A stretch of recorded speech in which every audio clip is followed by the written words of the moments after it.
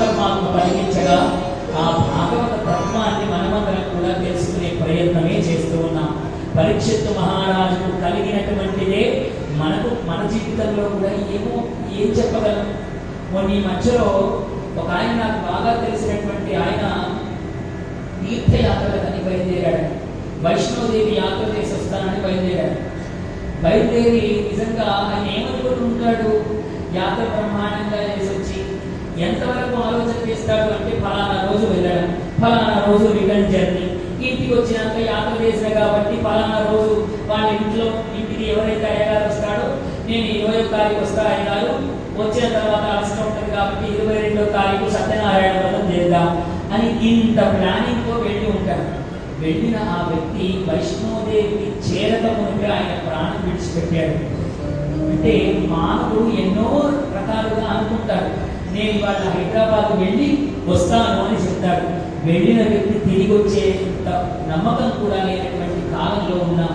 అసలు మనిషి మరణము వానరాకడ ప్రాణం పోకడ, పెద్దలు అన్నారు కదా, వానరాకడ ప్రాణం పోకడ ఎవరి చేతిలో లేదు. ఈ రెండు ఎవరికి ఎప్పుడు కలుగుతాయో తెలియనటువంటి స్థితి. అందుకనే మన శరీరంలో జీవాత్మ ఉన్నప్పుడే పరమాత్మను కట్టుకోవాలి. ఇదే మనకు భాగవత తత్వం మనకు తెలియజేస్తూ ఉన్నది. దీనిలో నుంచి పిట్ట కనుక ఎగిరిపోయింది అనుకోండి, ఎందుకు పనికిరానటువంటి ఈ శరీరాన్ని ఎవరు పట్టించుకోరు. నిజానికి ఈ శరీరం భగవంతుడు ఒక మాధ్యమంగా మనకి ఇచ్చాడు. ఈ శరీరాన్ని అద్భుతంగా ప్రహ్లాదుడు చెప్తాడు, ఈ కాళ్లను నీవు కుడివైపు నడిస్తే నీకు కాళ్ళు ఉన్నట్టు లెక్క, ఈ చేతులతో భగవంతుడి మీద పుష్పములు వేస్తే నీకు చేతులిచ్చినందుకు నీకు అది సార్థకమైనట్టు లెక్క, కన్నులతో రోజు పొద్దున లేవగానే ఆ పరమాత్మని చూస్తే నీకు కన్నులు ఇచ్చినందుకు లెక్క. కాబట్టి పరమాత్మ ఈ శరీరాన్ని ఇచ్చాడు అంటే అది పరమాత్మ కొరకు మాత్రమే దాన్ని వినియోగించాలి. పరమాత్మ పరమాత్మ అంటూ ఉన్నాం. నిజంగా భగవంతుడి యొక్క తత్వము తెలుసుకోవాలి అంటే మీకు మొదటి రోజు నిన్నటి రోజున చెప్పినట్టు 4 వేదముల యొక్క సారం తెలిస్తే పరమాత్మ గురించి తెలుస్తుంది అన్నారు. 4 వేదములు తెలుసుకోలేదు కాబట్టి 18 పురాణాల రూపంలో అవి వచ్చాయి. ఆ 18 పురాణాలను కూడా చదవలేదు కాబట్టి భాగవత రూపంలో మహానుభావుడు మనకు అందించాడు. భాగవత రూపంలో కూడా మనం వినలేని వాళ్ళు చాలా మంది ఉంటారు. నేను చెప్పినట్టు ఇక్కడ కూర్చొని నిద్రారూపేణ సంస్థిత నిద్రపోయే వాళ్ళు ఉంటారు.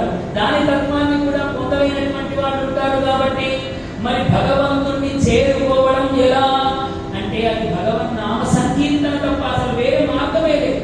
భగవంతుడి గురించి వినడము, భగవంతుడి గురించి కీర్తించడం తప్ప వేరే మార్గమే అసలు లేదండి. కాబట్టి ఒకే ఒక్క ఆప్షన్తో మనం అందరం కూడా ఉన్నాం. ఈ శరీరము నిజంగా దీనికి విలువ లేదని మనం చెప్పుకుంటూ ఉన్నాం. ఈ శరీరానికి ఎంతసేపు విలువను తెలుసా? దీనిలో శివుడున్నంత కాలమే, ఇందులో శివుడు